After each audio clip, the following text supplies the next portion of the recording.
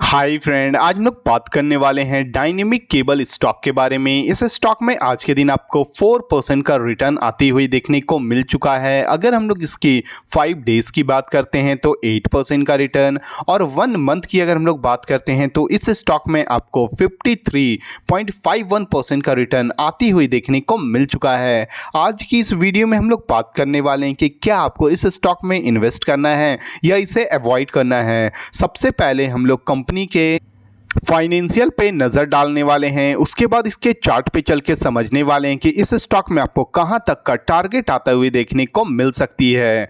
चलिए हम लोग इसके फाइनेंशियल पे नज़र डालते हैं। कंपनी का जो मार्केट कैप है वो आपको 2013 करोड़ रुपीज़ का देखने को मिल रहा है। स्टॉक का जो पी रेशियो है वो आपको 24 रुपीज़ का देखने को मिल रही है। ROCE की बात करते हैं तो 26.4% का देखने को मिल रहा है। कंपनी का जो बुक वैल्यू है वो आपको 84.7 रुपीज़ का देखने को मिल रही है।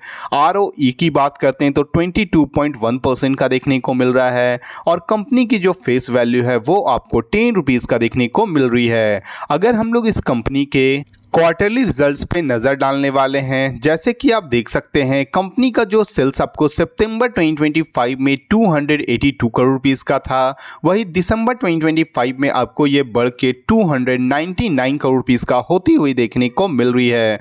अगर हम लोग कंपनी की ऑपरेटिंग प्रॉफिट की बात करते हैं तो सितंबर 2025 में आपको ये 31 करोड़ रुपीज़ का था, वही दिसंबर 2025 में आपको ये बढ़ के 34 करोड़ रुपीज़ का देखने को मिल रही है। अगर हम लोग कंपनी की ओपीएम परसेंटेज की बात करते हैं, जो ऑपरेटिंग प्रॉफिट मार्जिन है वो आपको 11% का आपको स्टेबल देखने को मिल रही है। अगर हम लोग कंपनी की अदर इनकम्स की बात करते हैं तो सितंबर वाले क्वार्टर में आपको ये 1 करोड़ रुपीज़ का था, वही दिसंबर वाले क्वार्टर में आपको ये बढ़ के 2 करोड़ रुपीज़ का होते हुए देखने को मिल रही है। कंपनी आपको क्वार्टर ऑन क्वार्टर बेसिस पे काफ़ी अच्छा वर्क करते हुए देखने को मिल रही है। कंपनी का सेल्स भी आपको बढ़ता हुआ देखने को मिल रहा है, और कंपनी का आपको ऑपरेटिंग प्रॉफिट भी बढ़ती हुई देखने को मिल रही है। अगर हम लोग इस कंपनी के प्रॉफिट एंड लॉस स्टेटमेंट पे नज़र डालते हैं ईयर ऑन ईयर बेसिस पे, तो आप देख सकते हो कंपनी का जो सेल्स आपको मार्च 2024 में 768 करोड़ रुपीज़ का था, वही मार्च 2025 में आपको ये बढ़ के 1025 करोड़ रुपीज़ का होती हुई देखने को मिल रही है। अगर हम लोग कंपनी की ऑपरेटिंग प्रॉफिट की बात करते हैं तो मार्च 2024 में आपको ये 77 करोड़ रुपीज़ का था, वही मार्च 2025 में आपको ये बढ़ के 105 करोड़ रुपीज़ का होती हुई देखने को मिल रही है। कंपनी का जो ऑपरेटिंग प्रॉफिट मार्जिन है आपको ये 10% का आपको स्टेबल देखने को मिल रही है। वहीं पे कंपनी की अगर हम लोग अदर इनकम्स की बात करते हैं तो इसमें भी आपको डबल होता हुआ देखने को मिल रहा है। मार्च 2024 में आपको ये 3 करोड़ रुपीज़ का था, वही मार्च 2025 में आपको ये बढ़ के आपको ये 6 करोड़ रुपीज़ का होती हुई देखने को मिल रही है। अगर हम लोग इस कंपनी के बैलेंस शीट पे नज़र डालते हैं तो आप देख सकते हो कंपनी का जो इक्विटी कैपिटल है वो मार्च 2024 में आपको ये 22 करोड़ रुपीज़ का था, वही मार्च 2025 में आपको ये बढ़ के 24 करोड़ रुपीज़ का होते हुए देखने को मिल रही है। अगर हम लोग कंपनी के रिजर्व्स की बात करते हैं तो मार्च 2024 में आपको ये 192 करोड़ रुपीज़ का था, वही मार्च 2025 में आपको ये बढ़ के 350 करोड़ रुपीज़ का होती हुई देखने को मिल रही है।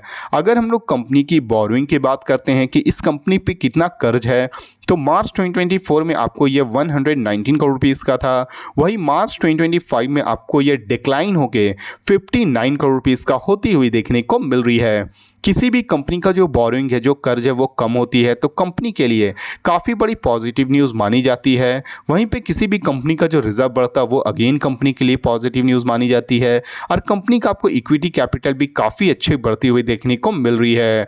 चलिए हम लोग इस कंपनी के अगर शेयर होल्डिंग पैटर्न पे नज़र डालते हैं तो आप देख सकते हैं कंपनी का जो प्रोमोटर का जो होल्डिंग है वो आपको मार्च 2026 के अकॉर्डिंग 68.18% का देखने को मिल रही है। फॉरेन इन्वेस्टर की अगर हम लोग बात करते हैं तो 0.90% का देखने को मिल रही है। डोमेस्टिक इन्वेस्टर की अगर हम लोग बात करते हैं तो 1.27% का देखने को मिल रहा है, और पब्लिक की होल्डिंग की अगर हम लोग बात करते हैं तो 29.65% का देखने को मिल रही है। कंपनी का ओवरऑल जो फाइनेंशियल है वो आपको काफ़ी ज़्यादा अच्छी देखने को मिल रही है। चलिए हम लोग इसके चार्ट पे चल के समझते हैं कि इस स्टॉक में आपको कहाँ तक का टारगेट आती हुई देखने को मिल सकती है।